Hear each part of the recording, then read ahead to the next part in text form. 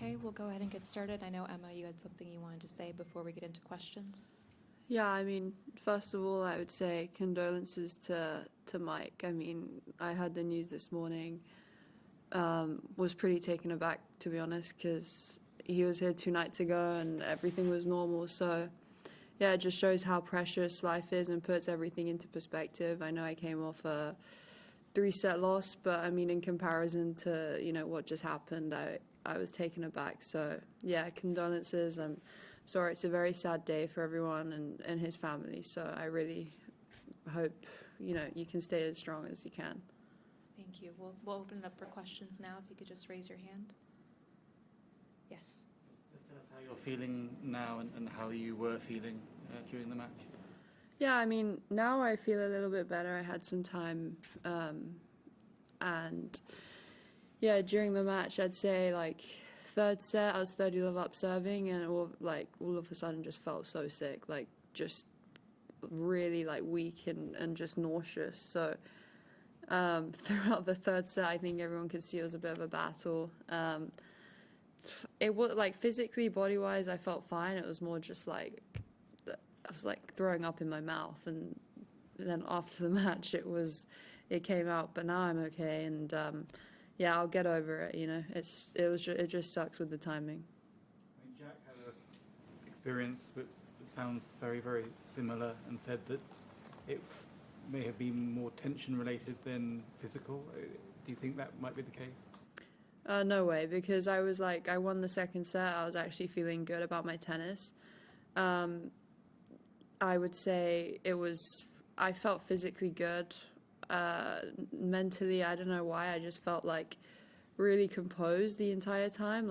Even in the 1st set, when I was making a ton of errors with the wind, I kind of always had this feeling that I was going to come back and just tidy up the errors. And I felt pretty composed throughout. It's just, yeah, I'm just not going to divulge too many details, really.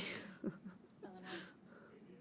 don't know, maybe you got food poisoning or something like that? Well, no, I mean, I think I just had a bit of a stomach bug beforehand. Okay, so you went on court, maybe not No, I good. mean, I felt good. I mean, are you gonna just try and tease the answer out of me? Or, I felt good. I felt fine. I was just, yeah, I just had a bit of a bug.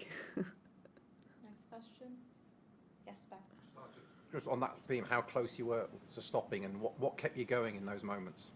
Yeah, I mean, honestly, I've been in that situation before in matches, whether it was with illness or injury, and retired a few times. But I think, to be honest, with what I went through last year, I was like, okay, you feel awful right now. At some points, I couldn't really see the ball very well. But I think with everything I went through last year, I was it's made me so much tougher, and there was no way I was going to pull out. She was going to have to beat me, and she did. She served it out. So I think that the last year off, and also just with the amount of niggles and everything that I had and the setbacks, it did make me a lot tougher. Question here, and then Matt.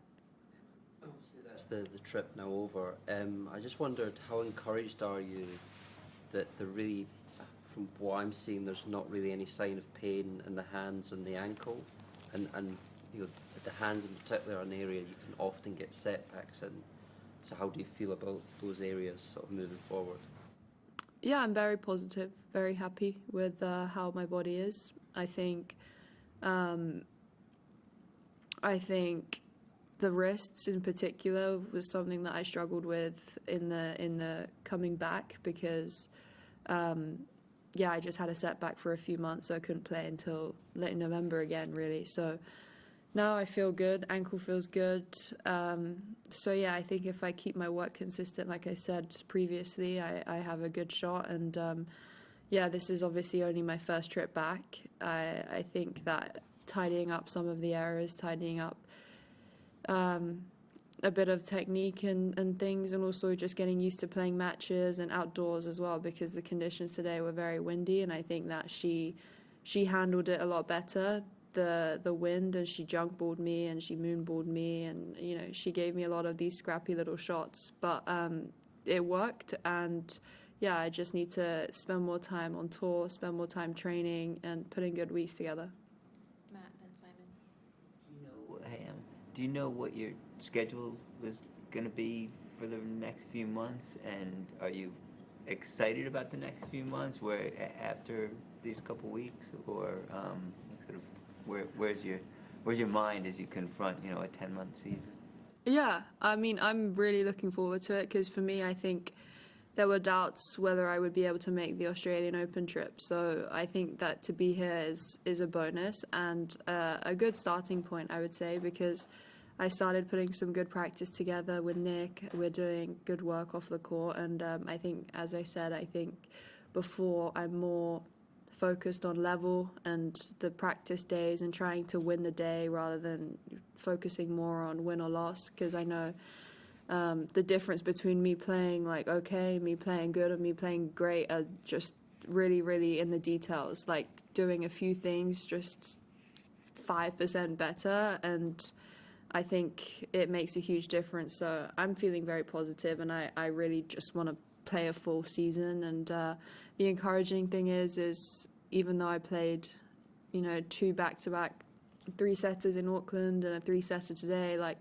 body-wise, strength-wise, I didn't come up with any random niggles that just happened throughout the match. It was just me throwing up, but that's fine. Like, that's not normal, but it's like a one-off. Last few questions here and here. Emma, there's often when you come back from serious injuries, there's often a fear factor with not knowing exactly what's going to happen. Are you through that with your injuries, do you think, or is there still a little bit?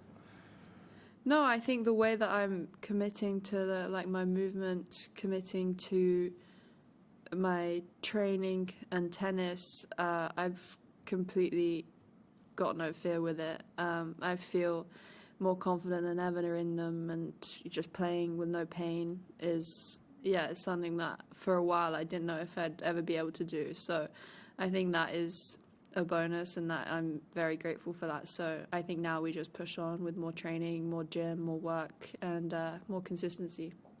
Question here, and then final question with Eleanor.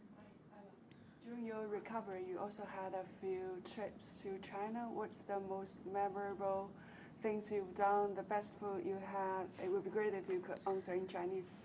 To English if you'd like. Whatever you prefer.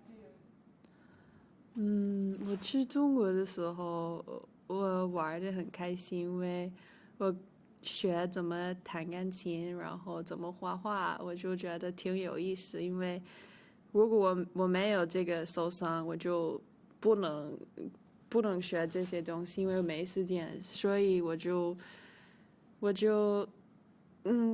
挺高兴我有这个时间，然后我也可以看我姥姥在沈阳，她现在不是特别好，因为她老了，但是我能看见她，我就觉得挺好。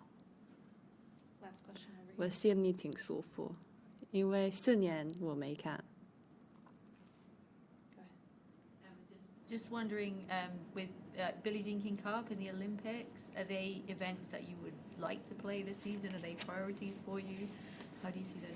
Don't know. I think I'm GB number 8 or something. So no idea if I'll get the call up for that. So I guess we'll leave it to them to decide. Be available if selected? Well, I mean, of course I would. I always love representing my country. But that being said, I think because of the amount of niggles and, the rehab process, I think whatever suits my schedule and my fitness the best is going to have to take priority, especially this year. Because, for example, if there's a change in surface straight away or, too close in succession, then I think that I'd have to evaluate what I do, because the most sensible thing for me is staying healthy, and that's the priority for the year. So I can't say either way, but my intention is good. I want to play. Okay, we'll leave it there. Thank you, everyone.